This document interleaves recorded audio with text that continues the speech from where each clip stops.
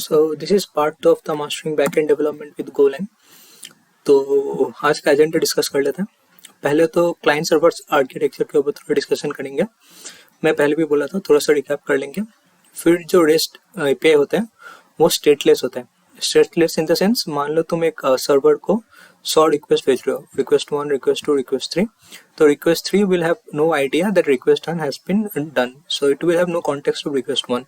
So थोड़ा stateless architecture के बारे में बात करेंगे and why it gives rise to having a persistent storage as a solution. तो persistent storage क्यों चाहिए हम लोगों को, और पोस्टग्रेस के बारे में थोड़ा सा बात कर लेंगे। फिर अपन देखेंगे कंटेनर टेक्नोलॉजी के बारे में। तो डॉकर क्यों पिक्चर में आया, डॉकर का क्या नीड है, थोड़ा सा मीम्स का भी यूज़ करूँगा इसके लिए। फिर डॉकर का शेयर्ड कर्नेल के बारे में थोड़ा सा बोलूँगा, इसके इंटरनल आर्किटेक्चर के बारे में, और वो वीएम से कैसे डिफरेंट है। फिर एंड में हम लोग एक पोस्टग्रेस का डॉकर कंटेनर बनाएंगे जो अपने सिस्टम में रन करेगा। तो if you know any of these topics, feel free to skip to the timestamp. I have already given the timestamp in below. So that's it and hope you enjoy the video. तो पहले video में हमने क्या किया था, पहले video में हम लोगों ने एक बेसिक सा गो बैकएंड बनाया था।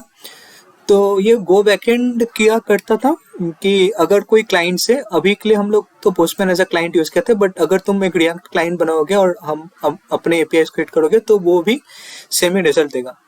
तो जब भी कोई पोस्टमैन या फिर कोई क्लाइंट से एक रिक्वेस्ट आता था और एक रिक्वेस्ट का कॉरस्पॉन्डिंग लॉजिक हम लोग इस गो में लिख के रखे हुए हैं, तो उसका कॉरस्पॉन्डिंग रिस्पॉन्स हम लोग क्लाइंट को देते थे। तो इतना तक हमने बनाया था। और मैंने तुमको बोला भी था कि रिक्वेस्ट बेसिकली 4 तरह के ही होते हैं। एक तो गेट होता है। गेट का काम क्या होता है कि डेटा लेके दो। जैसे गेट बोलेगा कि तुम्हारा नाम क्या है, तो तुम नाम लेके दोगे। दूसरा होता है पोस्ट। पोस्ट का काम क्या होता है कि post is used for putting data somewhere और मेकिंग अ राइट रिक्वेस्ट, तो ये पोस्ट का काम होता है, ठीक है। और पुट और पैच 2 और रिक्वेस्ट होते हैं जो कि कोई रिसोर्स को मॉडिफाई करने के लिए यूज होते हैं। तो ये सब मैंने पिछले वीडियो में बोला था। तो कोई भी अगर रिक्वेस्ट आ रहा है, जैसे रिक्वेस्ट आ सकता है कि what is the name of the book authored by James Franklin, तो ऐसा लॉजिक अगर तुम्हारे बैकएंड में लिखा हुआ है तो उस कॉरस्पॉन्डिंग रिक्वेस्ट को एक रेस्पॉन्स मिलेगा और वो रेस्पॉन्स तुम्हारे पास आ जाएगा। तो ऐसा हमने छोटा सा एक बैकएंड कोड लिखा था इस रिक्वेस्ट रेस्पॉन्स साइकिल के लिए। और ये जो तुम ये डायग्राम देखते हो, ये इस डायग्राम को क्लाइंट सर्वर आर्किटेक्चर बोलते हैं। तो ये अपना क्लाइंट है, क्लाइंट का लॉजिक अलग लिखा रहता है, और ये अपना सर्वर है, और ये रिक्वेस्ट रेस्पॉन्स के थ्रू एक दूसरे के साथ बात करते हैं। तो कोई भी मतलब कोई भी वेब बेस्ड सिस्टम का अगर तुम हिस्ट्री उठा के देख लोगे तो it is based on this architecture only. It is based on this request response architecture. तो तुम अगर पढ़ोगे भी तो ये बहुत बार सुनने को आएगा, रिक्वेस्ट रेस्पॉन्स आर्किटेक्चर। बट जो चीज हम लोगों ने लास्ट टाइम बनाया था उसमें एक प्रॉब्लम है। प्रॉब्लम क्या है कि हम लोग रेस्ट एपीआई बना रहे हैं। तो जो रेस्ट एपीआई होता है वो स्टेटलेस होता है, ठीक है। स्टेटलेस उसका फीचर होता है। तो स्टेटलेस का मतलब क्या है ये थोड़ा सा समझते हैं, उसके बाद अपन लोग देखेंगे पोस्टग्रेस इंटीग्रेशन। पहले पता कर लेते हैं कि क्यों पोस्टग्रेस इंटीग्रेशन का नीड आया, ठीक है। तो फॉर एग्जाम्पल स्टेटलेस का मतलब क्या है, ठीक है। तो ये अपना क्लाइंट है। तो ये क्लाइंट एक रिक्वेस्ट भेज रहा है बैकएंड को कि ये क्लाइंट बोल रहा है कि माय नेम इज खान। ये रिक्वेस्ट क्लाइंट ने भेजा है, माय नेम इज खान, ठीक है। तो ये रिक्वेस्ट तो गो बैकएंड के पास आ गया। ये पोस्ट रिक्वेस्ट क्या है, तो ये गो बैकएंड का काम है ना, कि गो बैकएंड का काम होगा कि माय नेम इज खान, इसको अपडेट करने के लिए। तो ये क्या करेगा ना, नेम इक्वल टू खान ये लिख देगा, ठीक है। क्योंकि दूसरे टाइम जब ये पोस्टमैन अपना फिर से रिक्वेस्ट भेजेगा कि व्हाट इज माय नेम, तो इट शुड रिप्लाई कि my name is Khan, because it has already send a request that my name is Khan. तो if it sends a request again what is my name, it should get that request back, okay। but ये तभी होगा जब इस go backend को history का पता हो। हिस्ट्री इन द सेंस कि this go backend should know कि it has already received a request my name is Khan, so this is what the go backend should already know, that it should have a history of its transactions। इसको पता होना चाहिए कि पहले एक request आया था जिसमें name equal to Khan update होने का एक रिक्वेस्ट आया हुआ है, ठीक है। बट ये जो सिस्टम है ये रेस्टफुल सिस्टम है। तो रेस्टफुल सिस्टम हिस्ट्री स्टोर नहीं करता, दे आर स्टेटलेस। मतलब तुम अगर 100 रिक्वेस्ट भेज रहे हो, मान लो तुम 100 रिक्वेस्ट, जैसे ये रिक्वेस्ट 1 भेजा, ये रिक्वेस्ट 2 रिक्वेस्ट 1 भेजा, फिर रिक्वेस्ट 2 भेजा, फिर तुमने रिक्वेस्ट 3 भेजा, ऐसे ऐसे तुम मल्टीपल रिक्वेस्ट भेजते जा रहे हो। तो रिक्वेस्ट 3 जब तुम भेजोगे, request 3 will work as if request 1 कभी गया ही नहीं। मतलब दिस रिक्वेस्ट 1, हाँ, रिक्वेस्ट 3 ऐसे वर्क करेगा कि रिक्वेस्ट 1 कभी गया ही नहीं है। रिक्वेस्ट 3 शुड नॉट एज्यूम कि रिक्वेस्ट 1 पे कुछ गया है तो it will store the state of request 1, ऐसा कुछ होता नहीं है। तो you have to build something in this Go backend so as to store the logic of requests. मैं एक बार इसको फिर से बोलता हूँ। तो जैसे तुमने एक रिक्वेस्ट भेजा कि update my name is Khan, तो तुम अगर तीसरे रिक्वेस्ट में पूछोगे व्हाट इज माय नेम, ये protocol, this rest protocol is stateless. इसका मतलब है कि request 3 is unaware of request 1। Request 3 को पता भी नहीं होगा कि तुमने रिक्वेस्ट 1 तुमने कुछ भेजा भी है, ठीक है। तो ये तुम्हारा रिस्पॉन्सिबिलिटी है कि कोई भी रिक्वेस्ट अगर आ रहा है तुम्हारे पास और if you think that the data is important, तो you will store the data. तो डेटा स्टोर करने के लिए हमको एक सिस्टम चाहिए रहेगा जहां पे हम डेटा को स्टोर करते हैं। और हम लोग डेटा स्टोर करने के लिए क्या यूज करते हैं? डेटा स्टोर करने के लिए हम लोग एक फेमस सी चीज यूज करते हैं जिसको लोग बोलते हैं डेटाबेस। नाम तो सुना ही होगा डेटाबेस का, है ना। हम लोग डेटाबेस यूज करते हैं डेटा स्टोर करने के लिए। तो अब जब कोई रिक्वेस्ट आएगा कि माय नेम इज खान बोल के, तो what we can do, we can store this name equal to Khan in this database. तो जब मान लो ये रिक्वेस्ट आया, उसके बाद what will do, will make a call to the DB कि store name equal to Khan, ठीक है। And then the DB will return a success response. अब जब दूसरे टाइम रिक्वेस्ट आ रहा है कि व्हाट इज माय नेम, तब we can again query the database and know कि name equal to Khan and we can send a response back. You got my point, right? तो for that we need a database, some sort of persistent storage, ठीक है। अब database बहुत तरीके के होते हैं।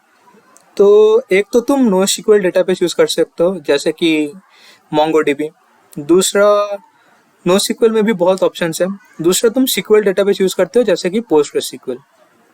तो इस वीडियो में हम लोग पोस्टग्रेस यूज करेंगे। उसका एक ही सिंपल सा रीजन है, because I think if you are starting databases, the best way to learn database is by learning relational database, because relational database are based on acid properties. तो it will give you a clear sort of idea how a database should work. अगर तुम NoSQL database देखोगे ना, बहुत सारे NoSQL database होते हैं जो कि जस्ट की वैल्यू स्टोर होते हैं। तो key value stores, I do not consider them as proper databases because it doesn't contains all the features that are required to qualify as a database. तो तुम जब एक बार अगर रिलेशनल डेटाबेस एक बार पढ़ लोगे, तो डेटाबेसेस के बहुत फीचर्स के बारे में तुमको अवेयरनेस आ जाएगा।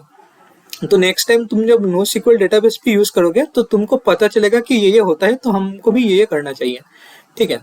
तो Postgres is one of the most famous relational database, which is why in this video we will do Postgres integration with Golang, ठीक है ना। चलो, तो इस वीडियो में हम लोग क्या करेंगे, Postgres DB बनाएंगे और इस Postgres DB में हम लोग रिक्वेस्ट को लिखेंगे, ठीक है। अब देखो, Postgres, अगर अब अपना एजेंडा लिख लेते हैं। तो पहले तो Postgres के साथ इंटीग्रेट करने के लिए तुमको पहला चीज जो चाहिए रहेगा वो होगा एक Postgres डेटाबेस। तो Postgres डेटाबेस कहाँ से मिलेगा? एक तो तुम होस्टेड डेटाबेस यूज कर लो, ठीक है। होस्टेड डेटाबेस का मतलब देखो मैं थोड़ा सा समझाता हूँ। तो डेटाबेस क्या होता है? डेटाबेस भी तो एक सॉफ्टवेयर ही होता है ना। डेटाबेस भी, ये एक मान लो डेटाबेस है, तो ये डेटाबेस भी तो एक सॉफ्टवेयर ही है। सॉफ्टवेयर के अलावा तो कुछ है नहीं। तो इस सॉफ्टवेयर को तुमको कहीं पे होस्ट करना पड़ेगा, ठीक है, ताकि कहीं से भी रिक्वेस्ट अगर इस डेटाबेस को आए, तुम इस डेटाबेस से रिस्पॉन्स वापस भेज सको। तो डेटाबेस में भी वो रिक्वेस्ट रिस्पॉन्स साइकिल चलता रहता है। तो ये डेटाबेस कहीं पे होस्ट करना पड़ेगा, मतलब कोई कंप्यूटर चाहिए रहेगा जो तुम्हारे इस डेटाबेस को चलाएगा, ठीक है। तो वो सर्विसेज अगर तुम मतलब बिग टेक को देखोगे, तो बिग टेक ऑलरेडी प्रोवाइड करते हैं। तो एज्योर का खुद का Postgres डेटाबेस है, और फिर अमेजोन का खुद का पोस्टग्रेस डेटाबेस है, मतलब पोस्टग्रेस एज अ सर्विस वो लोग प्रोवाइड करते हैं। तो एक तो तुम एज्योर या फिर AWS या फिर GCP का कोई भी एक पोस्टग्रेस डेटाबेस ले लो, ये है ऑप्शन 1। ऑप्शन 2 क्या है कि अपन लोग खुद अपना पोस्टग्रेस कंटेनर लिखेंगे डॉकर यूज करके और उससे बात करेंगे, ठीक है। और इस वीडियो में मैं ऑप्शन 2 पे ही जाऊंगा, क्योंकि ये करने के लिए पैसा लगता है। To get a hosted database you need money and I think the video I am making is for students. तो तुम लोगों के पास उतना पैसा होगा नहीं कि, because we are doing it for learning only, तो तुम लोगों के पास अभी उतना पैसा होगा नहीं कि तुम खरीद के डेटाबेस बना के उससे रिक्वेस्ट रिस्पॉन्स साइकिल सीख पाओ। इससे अच्छा हम लोग क्या करेंगे ना, एक पोस्टग्रेस कंटेनर बनाएंगे डॉकर को यूज करके, और उसी डॉकर इमेज को यूज करके हम लोग गो के साथ इंटीग्रेट करेंगे। इससे 2 फायदा होगा तुम्हारा। एक तो तुम डॉकर भी सीख जाओगे, मैं थोड़ा सा डॉकर का भी बता दूंगा, और ऊपर से पोस्टग्रेस भी सीख जाओगे, ठीक है।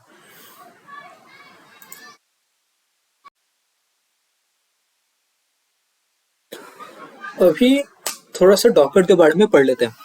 तो डॉकर के बारे में पढ़ने से पहले थोड़ा देख लेते हैं कि डॉकर पिक्चर में आया ही क्यों, ठीक है। तो ये मीम तुम लोगों ने तो देखा ही होगा, where Emilia Clarke says it works on my computer but production में नहीं चल रहा है, लोकल में तो चल रहा है। तो फिर द डेवलपर विल से ठीक है तुम्हारा कंप्यूटर ही दे देते हैं क्लाइंट को, ऐसा तो पॉसिबल है नहीं ना या फिर ऐसा ही पॉसिबल करना है। तो पहले समझते हैं कि ये मीम क्यों होता है, मतलब मीम तो नहीं, ये ओरिजिनल सॉफ्टवेयर डेवलपर्स का लाइफ प्रॉब्लम है। तो ऐसा होता क्यों है, तो तुम कभी भी अगर कोई सॉफ्टवेयर इंस्टॉल करने जाओगे तो ये तुमको जरूर देखने को मिलेगा कि module not found, know web driver, ठीक है। ये इसलिए होता है क्योंकि मान लो तुम कोई अपना सॉफ्टवेयर लिखे हो, जो कि तुम लिखे हो लिनक्स के ऊपर। तो तुमने मान लो पाइथन वर्जन 8.2 पे काम कर रहे हो, ठीक है, और तुम काम कर रहे हो उबंटू 20.04 पे, और तुम ओपन सीवी के कुछ एक वर्जन पे काम कर रहे हो x.yz, ठीक है। अब मान लो ये सेम इससे तुम एक कोड लिखे हो, अब इसको तुमको अपने दोस्त के लैपटॉप पे चलाना है, या फिर तुमने नया लैपटॉप खरीद लिया। अब जब नया लैपटॉप खरीदा तो तुमने मैकबुक ले लिया, ठीक है, या फिर उतने पैसा अगर नहीं है तो तुमने विंडोज ले लिया। अब तुम विंडोज जब ले लिए हो तो विंडोज पे तुम सेम चीज चलाना चाहते हो, तो विंडोज का खुद का कुछ एक वर्जन होगा 213H ऐसा कुछ, 2132H ऐसा कुछ इन लोगों का वर्जन होता है। अब उसके ऊपर तो इसमें देखोगे तो एक मिसमैच तो इधर ही आ गया, कि विंडोज का 2132H है और पहले तुम उबुंटू 20.4 यूज कर रहे थे। अब जब तुम विंडोज पे इंस्टॉल किया तब तुम पाइथन इंस्टॉल करोगे, तो पाइथन का डिफॉल्ट जो इंस्टॉल होगा अभी वो तो पाइथन वर्जन 10 से ज्यादा होगा, ठीक है। तो ये कोड जो और फिर तुम ओपनसीवी भी डाउनलोड करोगे इसके ऊपर, है ना, ओपनसीवी भी तुम डाउनलोड करोगे, और ओपनसीवी का भी कुछ वर्जन होगा जो कि XY से ग्रेटर ही होगा, ZZ होगा शायद से। तो ये जो तुम्हारा कोड है, ये जो तुम्हारा न्यू लैपटॉप सेटअप है और ये जो तुम्हारा कोड है, ये कोड इस वर्जन पे चलता था। क्योंकि इस वर्जन के लाइब्रेरीज तुम यूज करते हो। अब सॉफ्टवेयर डेवलपर्स तो बैठे नहीं रहते हैं ना कोई कंपनी के, वो भी अपने कोड लिखते जाते हैं। तुम लोग मान लो कोई सॉफ्टवेयर डेवलपर को लगा कि पाइथन 8.2 में एक लाइब्रेरी है, मतलब मैं ऐसे ही दे रहा हूँ, कोई एक लाइब्रेरी है एनोनिमस बोल के, ठीक है, ऐसा कोई लाइब्रेरी होता नहीं है, मैं ऐसे ही बोल रहा हूँ, उसके अंदर कोई एक इस नाम का लाइब्रेरी है, बट इसका इम्प्लीमेंटेशन उनको खराब लगा। उनको लगा कि मैं अगर सिंगलटन यूज करूंगा, कोई दूसरा डिजाइन फीचर यूज करूंगा तो ये लाइब्रेरी और अच्छा हो जाएगा, तो उसने वो चेंज पाइथन वर्जन 10 में लॉन्च कर दिया, ठीक है। अब तुम्हारा कोड ये एनोनिमस को यूज कर रहा था, तो ये जो चेंज है, इस चेंज के कॉम्पेटिबल तुम्हारा कोड है नहीं। तो अब तुमको क्या करना पड़ेगा, एक तो तुमको पहले डिबग करना पड़ेगा कि ये क्यों हुआ। तुम स्टैक ओवरफ्लो में सर्च करोगे या फिर गूगल में सर्च करोगे, वो बोलेगा कि ये इस लाइब्रेरी में एक चेंज है जिसके वजह से तुम्हारा कोड फट रहा है, ठीक है। तो फिर तुम इसको फिक्स करोगे, उसके बाद तुम देखोगे कि विंडोज में कुछ कुछ ड्राइवर्स, मतलब जब तुम उबुंटू यूज करते हो तो उबुंटू में सब कुछ सुडो ऐप इंस्टॉल करके चीजें इंस्टॉल होता है, ठीक है। और विंडोज में तुमको मैनुअली चीजें डाउनलोड करके क्लिक क्लिक करके इंस्टॉल करना पड़ता है। तो विंडोज का लाइब्रेरीज भी अलग है उबुंटू के लाइब्रेरीज से। तो फिर तुमको दिखेगा कि विंडोज प्ले करने के लिए तुमको कुछ और ही अलग चीज चाहिए।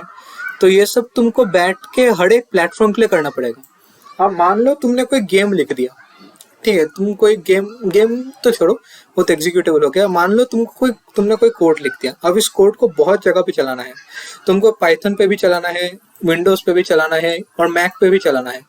तो तुम हर एक के लिए तो इफ एल्स करके तो नहीं लिख सकते ना कि dependency equal to if platform equal to Ubuntu तो ये इंस्टॉल करो, if platform equal to Windows तो कोड में ये सब यूज करो। ऐसा तो नहीं कर सकते ना। तो इसका सोल्यूशन क्या है? एक सोल्यूशन तो है कि अपने कंप्यूटर के अंदर ही एक कंप्यूटर बना दो। जो ये मीम बोल रहा है कि what if I told you we can run a computer inside your computer. तो तुम एक काम क्या कर सकते हो ना, मतलब कंप्यूटर के अंदर कंप्यूटर बताने का मतलब क्या है, तुम एक काम कर सकते हो कि ये तुम्हारा ऑपरेटिंग सिस्टम है, ठीक है, ये तुम्हारा ऑपरेटिंग सिस्टम है, ये मान लो विंडोज का है, ये मतलब फर्क नहीं पड़ता, किसी का भी ऑपरेटिंग सिस्टम है। तो तुम क्या कर सकते हो ना, इसके अंदर एक और, इसके अंदर वो VMware वगैरह का नाम सुने होंगे ना। तो VMware वगैरह क्या करते हैं कि विंडोज के अंदर तुमको लिनक्स चलाने देता है या फिर मैक ओएस चलाने देता है, ठीक है। तो तुम एक VM लॉन्च कर दो उस विंडोज के अंदर ही, कोई वर्चुअलाइजेशन कंप्यूटर के अंदर जिसका होगा तुम्हारा लिनक्स, जिसमें तुम लिनक्स इंस्टॉल करोगे और उस लिनक्स में तुम इंश्योर करो कि पाइथन वर्जन इतना इंस्टॉल हो, उबुंटू वर्जन इतना इंस्टॉल हो और ओपनसीवी वर्जन इतना इंस्टॉल हो, तब जाकर तुम कोड चलाओ और तब तुम देखोगे कि तुम्हारा कोड सक्सेसफुली चल भी रहा है, ठीक है। एक तो ये अप्रोच है, बट ये काफी खराब अप्रोच नहीं लगता तुमको? क्योंकि तुमको एक तो तुम्हारा लैपटॉप का जो कंप्यूट है, जो नेटवर्क है, जो कंप्यूट है, नेटवर्क है, स्टोरेज है, उसको तुमको शेयर करना पड़े दूसरे चीजों से। जब मान लो तुम एक गेम खेल रहे हो तो तुम जब गेम खेलोगे तो तुम्हारा लैपटॉप अगर 8 GB का है और तुमने ये पार्टीशन कर लिया तो तुम्हारे गेम को उतने GB नहीं मिलेगा, क्योंकि थोड़े रिसोर्सेस इस VM को भी एलोकेट होंगे ना। तो ये रिसोर्स कंस्ट्रेंट कर देता है, तुम्हारे रिसोर्सेस को डिवाइड कर देता है ना। तो बट इससे प्रॉब्लम का सोल्यूशन हो जाएगा। तो ये देखो, ये है सोल्यूशन, और इसके ऊपर भी मीम है कि it works on my machine then we will ship your machine and that's how Docker was born. अब मैं बता रहा हूँ कि इसका बेटर सोल्यूशन क्या है। हमको मशीन ही शिप करना है जिस फॉर्म में आया है, ठीक है। तो अगर मशीन ही शिप करना है सेम तरीके के एक ऑपरेटिंग सिस्टम के ऊपर, तो इसके दो अप्रोचेस हैं। एक तो वर्चुअल मशीन जो अभी मैंने बोला, और एक होता है कंटेनर। तो वर्चुअल मशीन में क्या होता है, वर्चुअल मशीन में क्या होता है, चलो इस डायग्राम को फिर से अच्छे से बनाते हैं, है ना। वर्चुअल में, या फिर ये बना हुआ है इसके ऊपर ही करते हैं। तो वर्चुअल मशीन में पहले तो एक इंफ्रास्ट्रक्चर रहता है, ठीक है। ये होता है बेयर मेटल, मतलब एक तुम लैपटॉप हार्डवेयर लेके आओ, HP का हार्डवेयर, इसका हार्डवेयर, किसी का भी हार्डवेयर लेके आओ, उसके ऊपर तुमने हाइपरवाइजर लगा दिया। ये हाइपरवाइजर क्या करता है ना कि तुम्हारा जो कंप्यूटर है इसके बहुत सारी चीजें होते हैं। तो एक कंप्यूटर के बहुत सारी चीजों के, एक तो होगा नेटवर्क, बहुत सारे नहीं, 3 ही चीज होते हैं। एक हो गया नेटवर्क, सॉरी, और इस डब्बे को फिर से मैं बनाता हूँ। और एक और होता है, ये तुमको पता होना चाहिए, जैसे मैं लिख रहा हूँ कि तुमको भी गेस करना चाहिए। और दूसरा चीज होता है कंप्यूट, और एक तीसरा चीज होता है, तीसरा चीज होता है, गेस करो, वो होता है स्टोरेज, ठीक है। तो कोई भी कंप्यूटर सिस्टम के 3 फंडामेंटल चीज होते हैं, एक तो होता है नेटवर्क, एक होता है कंप्यूट, एक होता है स्टोरेज। नेटवर्क क्या करता है, नेटवर्क क्या करते हैं ना, ये पूरा एक कंप्यूटर है, ठीक है। इस कंप्यूटर को अगर किसी दूसरे कंप्यूटर के साथ बात करना है तो नेटवर्क को प्रोवाइड करते हैं, it provides internet, it provides connectivity. तो ये हो गया नेटवर्क का काम। तो नेटवर्क कैसे हो जाता है ना, फिजिकल एडाप्टर्स रहते हैं या फिर पोर्ट्स रहते हैं, ठीक है। ऐसे मान लो इस कंप्यूटर के पास 3 पोर्ट है, वैसे 3 से तो ज्यादा ही होते हैं, मान लो अब 2 पोर्ट है, ठीक है, 3 नहीं करते, 2 ही करते हैं। तो पोर्ट मतलब फिजिकल एडाप्टर्स, जहाँ पे तुम इथरनेट अपना घुसाते हो, या फिर ये वाईफाई एडाप्टर भी हो गया जिससे तुम वाईफाई कनेक्ट करते हो, ठीक है। तो इसके थ्रू नेटवर्क फ्लो कर रहा है, ठीक है। तो अगर ये नेटवर्क होगा, बाद में बाकी का बात करते हैं। और एक होता है कंप्यूट, कंप्यूट मतलब रैम मान लो, तो जिसके थ्रू कंप्यूटेशन होता है। तो मान लो ये लैपटॉप अपन का है कितने मेमोरी का, 8 GB का अपना ये मशीन है, लैपटॉप नहीं मशीन है। और दूसरा होता है स्टोरेज। तो स्टोरेज मान लो इसका स्टोरेज कितना होगा, ये 500 GB का स्टोरेज है, ठीक है। 500 GB का स्टोरेज इसके पास अवेलेबल है, 8 GB का कंप्यूट है। इसका नंबर थोड़ा सा चेंज कर लेते हैं, इसको 6 GB कर देते हैं और इसको 600 GB कर देते हैं, क्योंकि 3 है तो कैलकुलेशन में हेल्प होगा, ठीक है।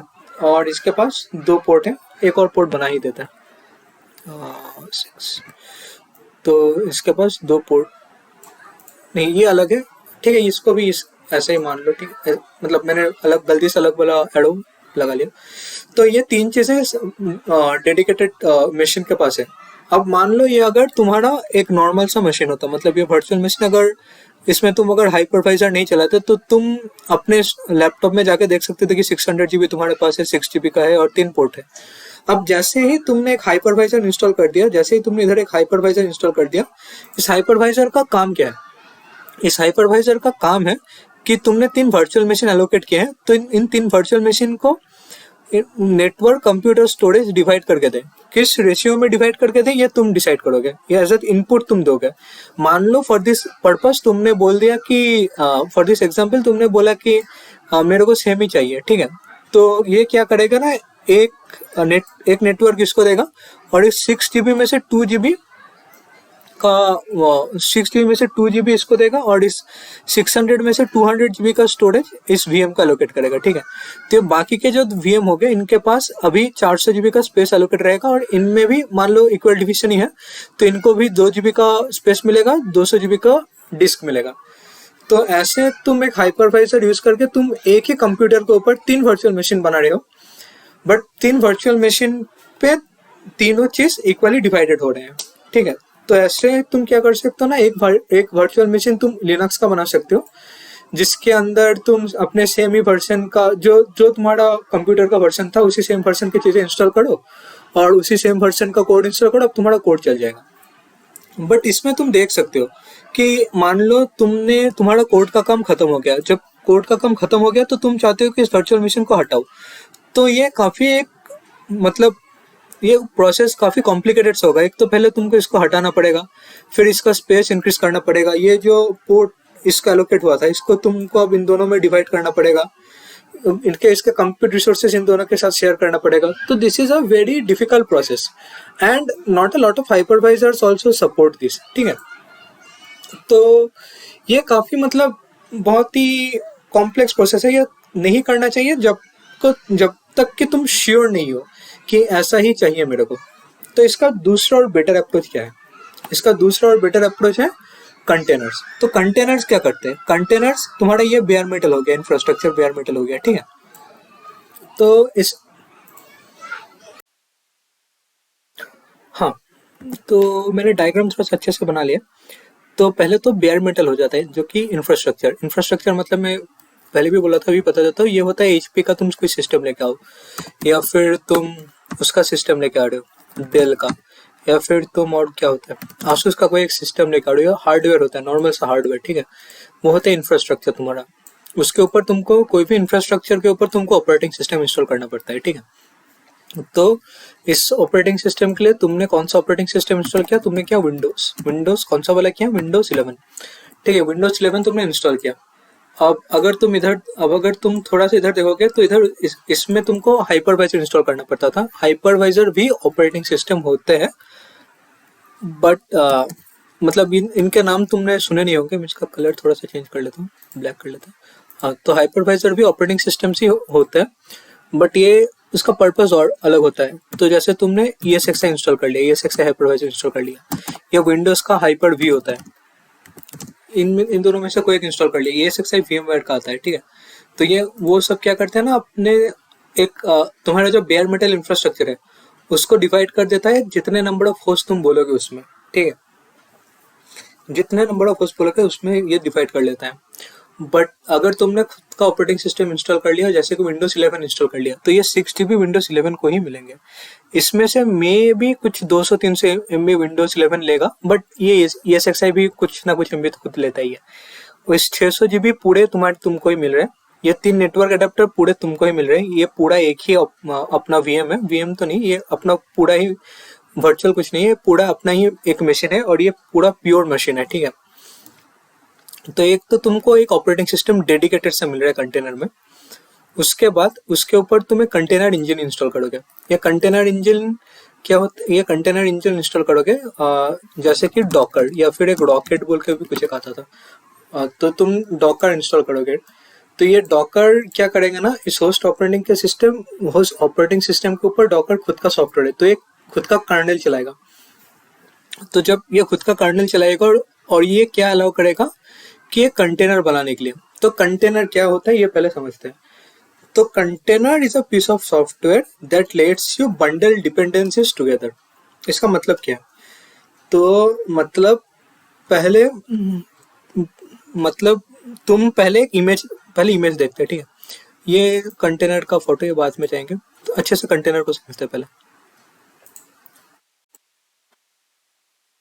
हाँ, तो थोड़ा सा कंटेनर समझने से पहले थोड़ा सा ऑपरेटिंग सिस्टम समझ लेते हैं, ये तुमको एडवांटेज देगा। और मैं जो अभी जो बोल रहा हूँ ये मैंने कॉलेज के टाइम पे भी देखा था, बट मेरे को ऐसा एक्सप्लेनेशन कहीं मिला नहीं था, ठीक है।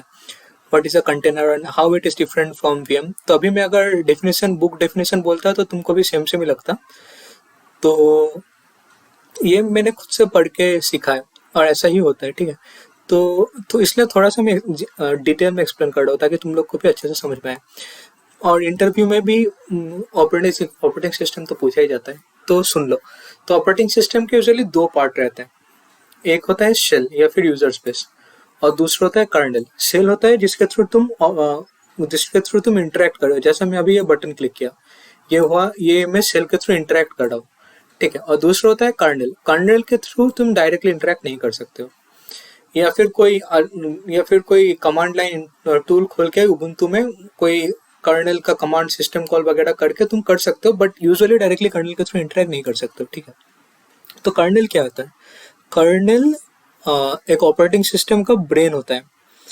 तो ऐसा मान लो, मैंने पहले बोला था कि ऑपरेटिंग सिस्टम के तीन पार्ट होते हैं। एक होता है स्टोरेज, सॉरी ऑपरेटिंग सिस्टम बोल रहा हूँ, कोई भी कंप्यूटर सिस्टम के तीन पार्ट होते हैं कंप्यूटर सिस्टम के। एक होता है स्टोरेज, एक होता है नेटवर्किंग और एक होता है कंप्यूट। तो इन तीनों का एक्सेस कर्नेल के पास ही रहता है।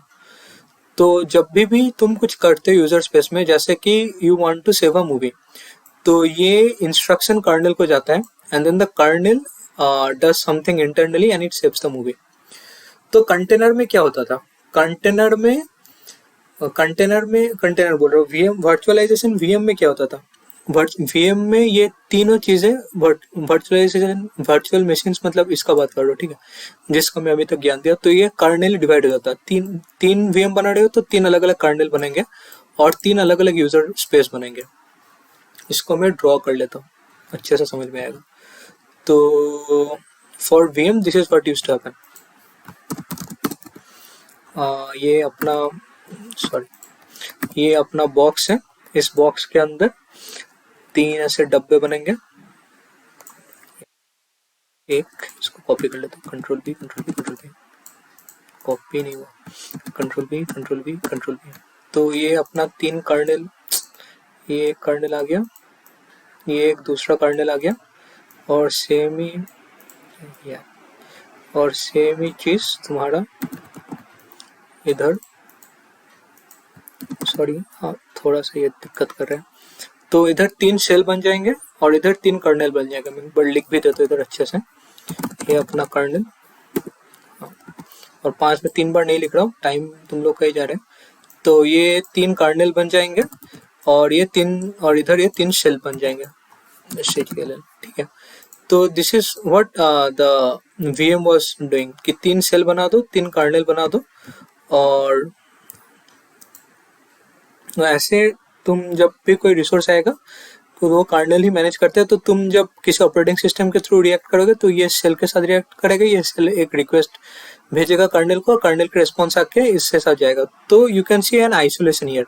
तो तुम जो भी इस लेयर पे कर रहे हो वो इन दोनों को दिखेगा नहीं, ठीक है। ये वीएम में होता था, बट इसमें कुछ पंगा है जो मैं थोड़ा सा पहले भी बताया हूँ। अब अपन लोग क्या कर सकते हैं, इसके अलावा एक चीज कर सकते हैं कि तीन शेल बना सकते हैं, बट कर्नेल एक यूज कर सकते हैं, है ना, जो कि कंटेनर यूज करता है। कंटेनर क्या करता है let me draw this diagram again. So this is what container does. Let me write container also in big.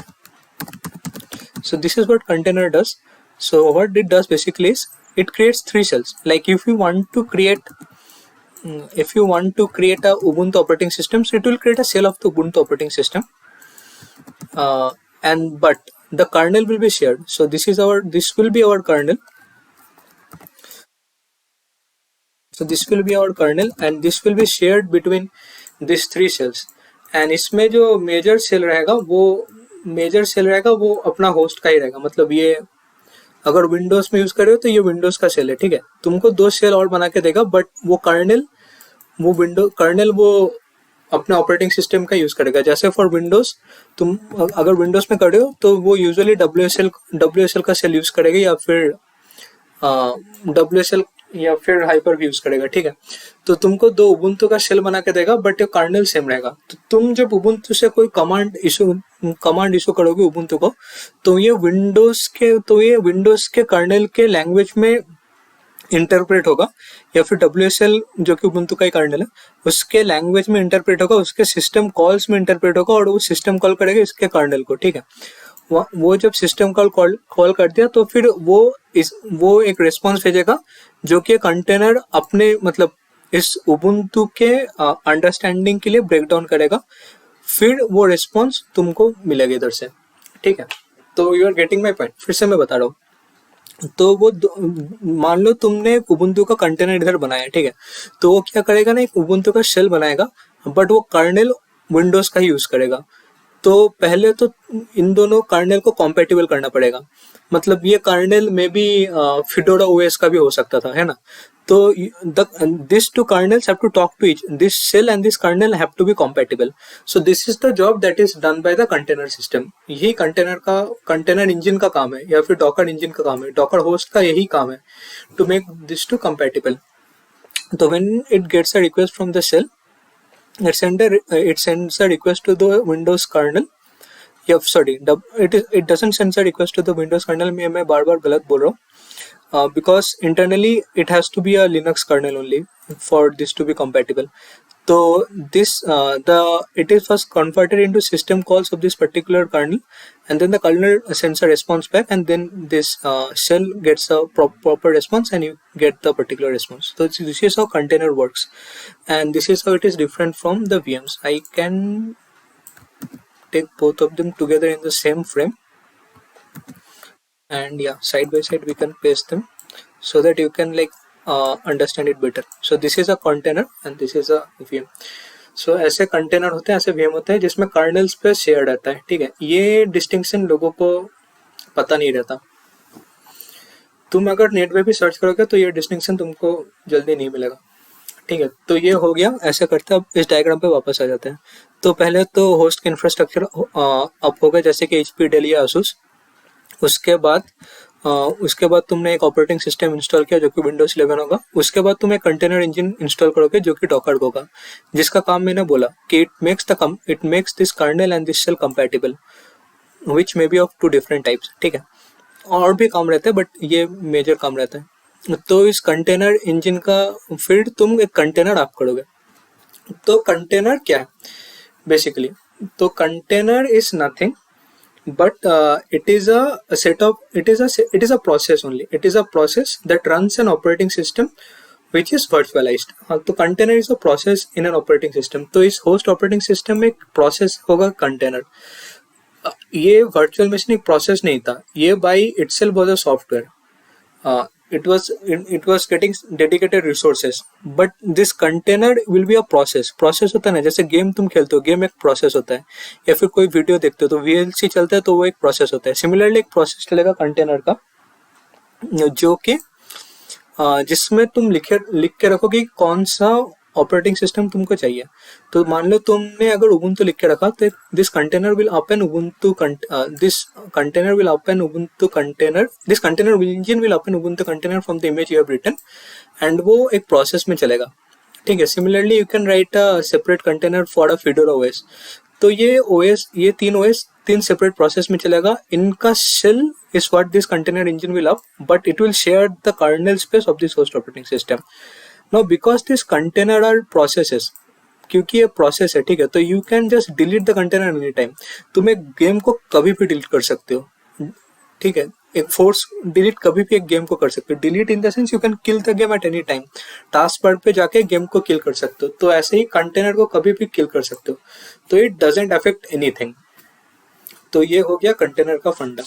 तो कंटेनर का दो फंडा और है, एक तो होता है इमेज, एक होता है कंटेनर का इमेज। इमेज कुछ नहीं होता, इमेज में तुम बस लिख के रख, इमेज होता है set of instructions, set of instructions, या फिर मतलब इसको कोड ही समझ लो, कोड को ही सेट ऑफ इंस्ट्रक्शंस बोलते हैं हम, जिसमें तुम डिफाइन करते हो how what is the infrastructure of the container,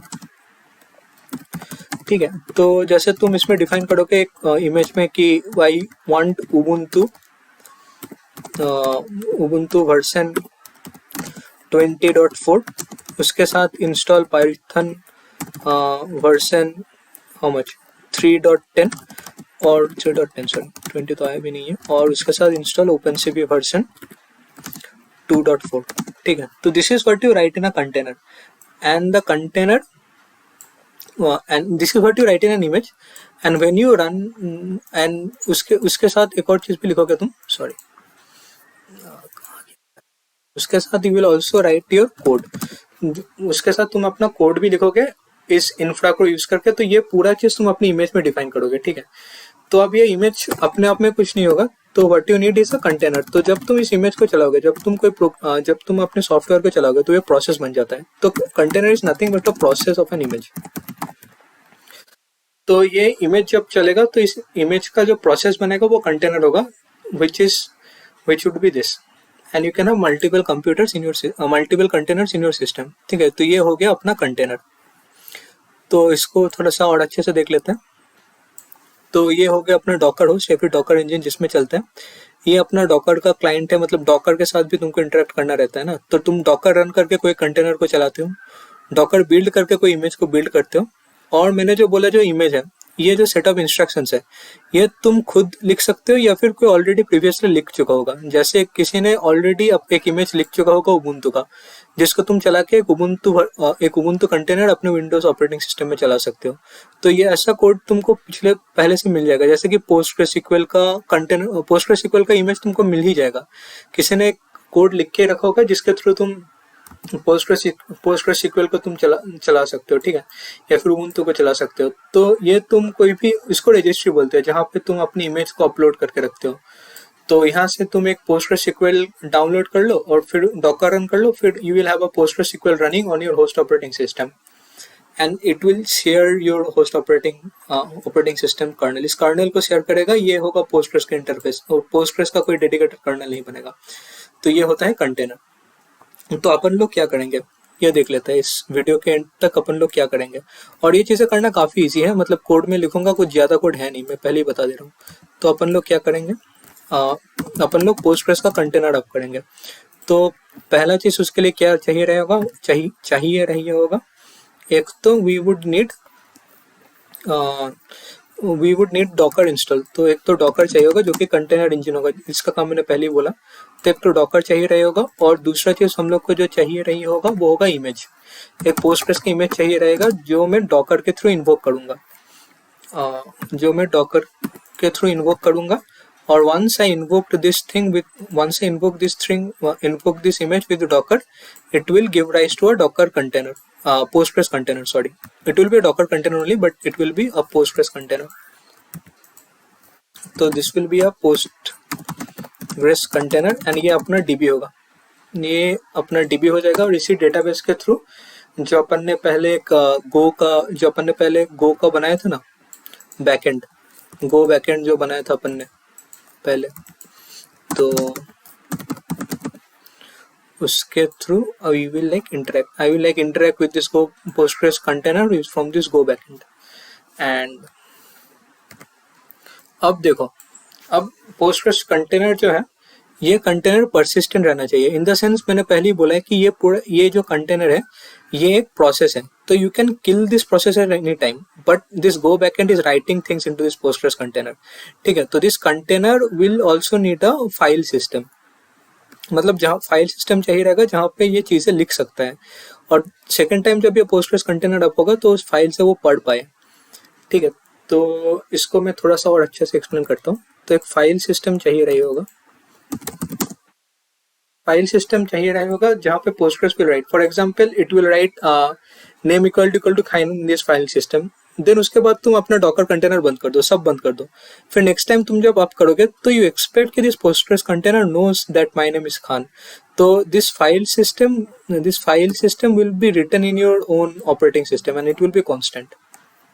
ठीक है, तो this is what we try to achieve by the end of this video and this is like pretty simple thing. मैं पाँच पाँच मिनट तो कम हो गए, 10 मिनट में ये सब करके तुमको दिखाऊंगा और तुम लोग 10 मिनट में ये सब कर सकते हो। ठीक है, तो इसके बाद अपन बस कोडिंग ही करेंगे और इस आर्किटेक्चर को रेफर करते रहेंगे to gain more clarity of it. और ये जो लास्ट का चीज में बोला, इसका file system will be persistent, इसको मैं थोड़ा सा और एक्सप्लेन करूंगा once we are done with this coding. Hi, so we need to install a few things before we can start hands on with coding. तो पहले thing we will need to install is this Docker desktop. So you can search for Docker desktop in Google and it will bring you to this site, and here you can just go and install it. It's just click. तो install Docker desktop. ठीक है, once you install Docker desktop, but before installing Docker desktop, if you are on Windows, there is a small caveat.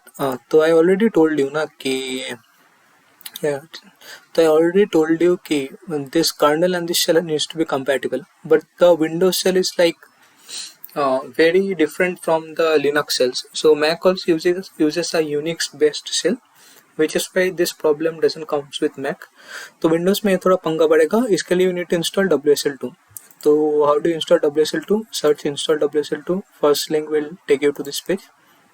ज़्यादा कुछ नहीं करना पड़ता है, तो WSL माइनस माइनस इंस्टॉल चलाना पड़ता है पावर शेल खोल के। Once you have install WSL minus minus install, फिर you can install installer distro. तो you will run WSL minus minus install -d and then the distro name. I can quickly show you this as well. So Windows PowerShell, I already have WSL installed still. So first you will do WSL minus minus install, so this will install WSL, ये एक बार हो गया। उसके बाद WSL minus minus install -t and then distro name. ठीक है, तो how will you know the distro name? You will do WSL minus minus list. ये इंस्टॉल करने के बाद तो it shows the list of operating system जो मेरे पास है, मतलब लिस्ट ऑफ WSL जो मेरे पास अभी है। तो उसके बाद I will do minus minus online, तो it will like fetch from the internet जो अवेलेबल है। It is taking a little time, or is my laptop is not hanging, it is taking time. तो जो भी है, it will like show something and then like for example WSL minus minus list minus minus online में तुमको शायद से ये मिल जाएगा Ubuntu 22.04। तो तुम इसको कॉपी करना, पता नहीं मेरे में क्यों टाइम ले रहा है इतना, मैं कमांड से ले रहा है ना। हाँ, और फिर the command you need to press is WSL minus minus install and then -t and then the distro name, which would be Ubuntu 04 for me because I installed that. ठीक है, तो if you enter this command, it will install Ubuntu 22.04 and then you can like install Docker desktop from here, and it will also tell if you're installing for Windows, you need to select some things. How you can do, so the things you need to select is, if you go to settings, here like it will say use the WSL2 based engine, तो you need to select this one, but तुम जब install करोगे तो उसी time ये आ जाएगा तुम्हारे पास। तो तब ये WSL2 बेस्ट इंजन यूज करना, हाइपर भी नहीं यूज करना है अपन को। ठीक है, और फिर मैं थोड़ा डॉकर डेस्कटॉप भी बता देता हूँ। तो ये डॉकर डेस्कटॉप तुम्हारे पास इंस्टॉल हो जाएगा, उसमें बहुत चीज़ें रहेगी। एक तो होता है इमेजेस, जो मैं इतने टाइम तक बोल रहा था इधर कि images are piece of code that people has written and you can pull an image, and by Docker you can invoke, using Docker you can invoke that image to create a process which will be a container. तो ये image है, और ये image मेरे को मिला कहाँ से, है ना। तो you to find an image you can go to Docker Hub, और Docker Hub, so you go to Docker Hub, let me check, yeah it is recording, nice. So if you go to Docker Hub, so in this website you can like see, yeah, you can see all the images that are available. you can probably search for Postgres and you will find a Postgres image, which is the one I installed, and there you can see docker pull Postgres to like download this image, and then you can run this command which I told earlier, docker run, to like build that image and make it a container. ठीक है, but अपन लोग वो नहीं करेंगे, अपन लोग Docker compose use करेंगे। तो Docker compose क्या है ना कि तुम्हारे पास अगर मल्टीपल इमेजेस के साथ तुम अगर काम कर रहे हो तो तुम हर एक के लिए अलग अलग डॉकर हर एक के लिए अलग अलग डॉकर लिखोगे। तो डॉकर कंपोज क्या करता है ना, वो डॉकर हर एक चीज को मतलब ऑर्केस्ट्रेट करते हैं, फिर मैनेज करता है। ठीक है, तो मैंने एक डॉकर कंपोज.yml फाइल लिखा है।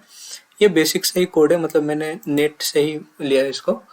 तो मैं ज़्यादा इसको एक्सप्लेन नहीं करूँगा क्योंकि इस वीडियो का पर्पस डॉकर कंटेंट कंपोज को एक्सप्लेन कर मतलब समझना नहीं है। तो मैं थोड़ा सा बता देता हूँ। डॉकर कंपोज का वर्जन 3 यूज़ कर रहा हूँ मैं।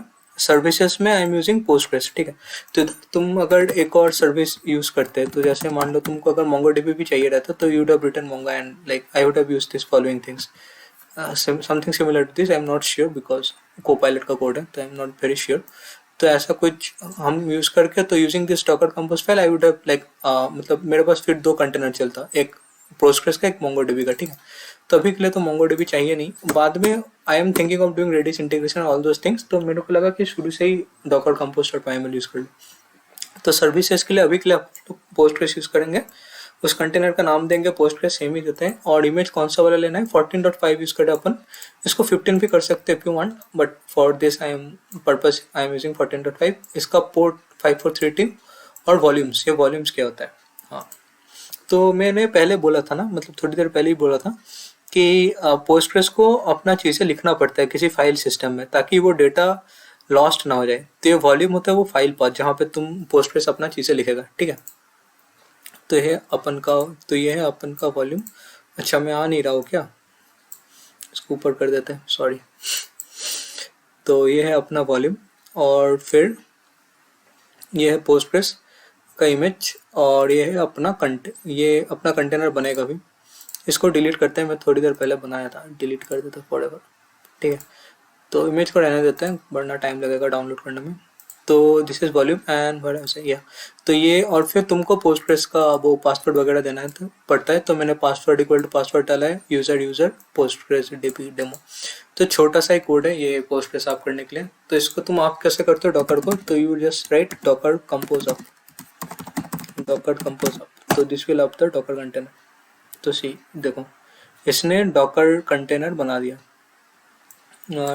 और तुम अगर एक चीज नोटिस करोगे कि ये पोस्टग्रेस डेटा फोल्डर था नहीं पहले, अभी बना है।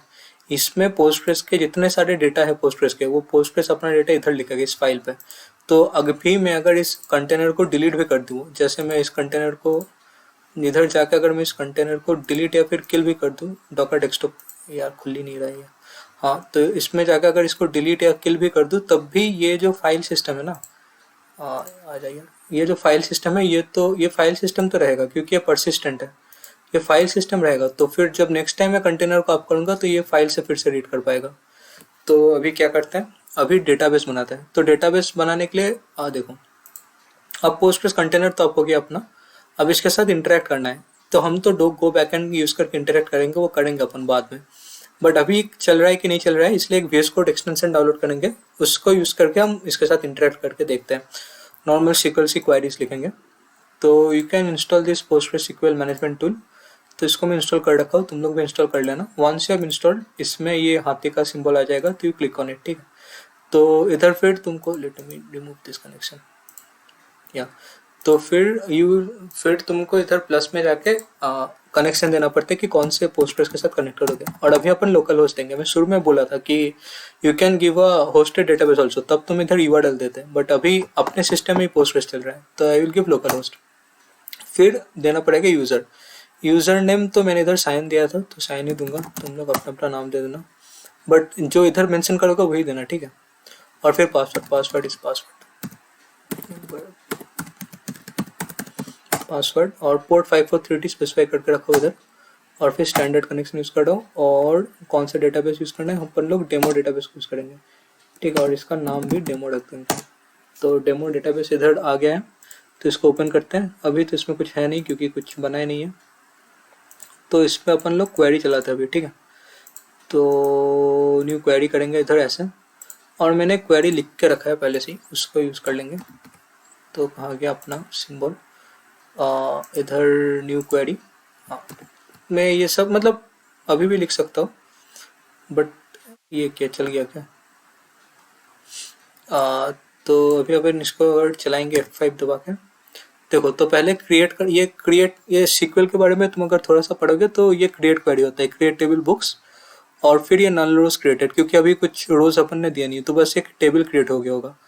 तो अभी देखो इधर बुक्स पे आ गया, पहले नहीं आया होगा, अभी आ गया। और इसका like properties you can C, ID, integer, title, price, everything you can सी। तो अभी मैं अगर सिलेक्ट फ्रॉम बुक्स करूंगा, F5 दबा के रन होता है, ठीक है। ऐसे तुम ऐसे करके भी रन कर सकते हैं, फिर F5 दबा के भी। तो सिलेक्ट फ्रॉम बुक्स में कुछ नहीं आएगा। अभी मैं इस टेबल में डेटा इंसर्ट करूंगा, तो इंसर्ट फ्रॉम बुक्स के लिए फिर से F5। देखो वन रो इंसर्टेड। अब मैं फिर से सिलेक्ट फ्रॉम बुक करूंगा, देखो तो ये Great Gatsby has been inserted, ठीक है। ऐसे तुम मतलब मल्टीपल बुक्स इधर इंसर्ट कर सकते हो, बट इससे मेरे को एक चीज पता चल रहा है कि अपना पोस्टग्रेस डेटाबेस तो चल रहा है। अब मैं तुमको जो बोल रहा था, ये कंटेनर है, I can kill the container any time. तो कंट्रोल सी दबा के मैं कंटेनर को किल कर दिया, ये कंटेनर मर गया भाई। रुको थोड़ा मरने में टाइम दो इसको। हाँ, अब जाके कंटेनर मर चुका है, ठीक है। अब मैं इधर जाके कंटेनर का हर चीज डिलीट कर देता हूँ, ये तो मर तो गया। अब मैं इसको डिलीट भी कर देता हूँ। अब मैं डिलीट इस कंटेनर को कर दिया। अब ये डेटाबेस है, इसका काम है डेटाबेस मैनेज, मतलब डेटाबेस को अप करना। अब अगर मैं नेक्स्ट टाइम इस कंटेनर को बिल्ड करूंगा, ठीक है, तो ये चीज़ें तो मतलब ये इसका फाइल सिस्टम है, इधर ये इसका वॉल्यूम है, इस पे तो सारा चीज़ें हैं। ये जो डेटा में इंसर्ट किया बुक के बारे में, ये इस फोल्डर में इंसर्टेड हुआ है। तो नेक्स्ट टाइम मैं जब अभी इस कंटेनर को फिर से चलाऊंगा सेम माउंट पद देके, तो ये इधर से पढ़े, like it will read from here, because it is reading from here, it already has this data present in it, which is why if I run this container again, even though I've killed it and deleted it, it will be able to show me the same data. So we can do a quick demo. So docker compose of -t, let's this time let us to -t। -t इसलिए use करते हैं कि details रहता है, जैसे ये सब logs आ रहे हैं, तो ये सब लॉग्स फालतू के लॉग्स है, मेरे को देखना नहीं है। तो -t करूंगा तो ये बैकग्राउंड में चलेगा और लॉग्स हम लोग को दिखेगा नहीं, ठीक है। तो and I will have the terminal to myself, ठीक है। तो ये पहले तो कंटेनर, आप देखो कंटेनर स्टार्टेड है ना। अब मैं अगर कहाँ गया, ये एक्सटेंशन वाला, एक्सटेंशन पे जाऊंगा और मैं सिलेक्ट फ्रॉम बुक्स करूंगा, तो भी ये आना चाहिए, एरर नहीं देना चाहिए कि table doesn't exist, because the mount path is same. तो अभी अब अगर मैं F5 दबाऊंगा, देखो सेम चीज रिटर्न हुआ है ना। It is not giving me an error, the table did not get deleted, the table still persists, ठीक है। और अभी तुम और भी चीज़ें कर सकते हो। द ग्रेट गैट्सबी को तो गैट्सबी लिख सकते हो, स्कॉट को हटा सकते हो और फिर इसको इंसर्ट कर सकते हो फिर से। तो एक रो इंसर्ट हुआ, अभी अगर तुम फिर से सिलेक्ट कर सकते हो तो देखो क्योंकि 2 रो आ गया। तो इतना ही था पोस्टग्रेस कैसे बनाते हैं। तो I now you have a Postgres container running in your system, जो तुम इधर कंटेनर में जाके देख सकते हो। ये तुम्हारा पोस्टग्रेस डॉकर कंटेनर रन कर रहा है, इसका नाम पोस्टग्रेस डॉकर क्यों, तो ये पोस्टग्रेस डॉकर कंटेनर इधर, इसको बंद करते पहले। तो ये पोस्टग्रेस डॉकर कंटेनर इधर चल रहा है बिकॉज इस फोल्डर से आया है, तो उसका नाम ले लिया था, बट कंटेनर का नाम पोस्टग्रेस है। तो इफ यू गो हियर, तो कंटेनर नेम इज पोस्टग्रेस। तो इसमें you can C Postgres is running, it is running on 5432, और इसमें क्लिक करके you can see the Postgres log. हाँ, तो मतलब हमने देखा कि डॉकर को इन्फोक करके कैसे पोस्टग्रेस कंटेनर बनाते हैं। तो अभी अपन के पास एक डेटाबेस है पोस्टग्रेस, जिसके साथ अपन इंटरेक्ट कर सकते हैं। तो अभी अपन का काम क्या है कि गो बैकएंड बनाएं जो इस पोस्टग्रेस कंटेनर के साथ इंटरेक्ट करे और अपन को रिजल्ट दे, जो कि अपन नेक्स्ट वीडियो में बनाएंगे। वैसे तो इस वीडियो में बनाने वाले थे, बट ये काफ़ी लंबा चला गया होगा। तो नेक्स्ट वीडियो में I will like create a database system which will interact to this Postgres container, and then we'll do some certain things with it, ठीक है। तो आज के लिए इतना ही है, मिलते हैं नेक्स्ट वीडियो में। Thank you everyone.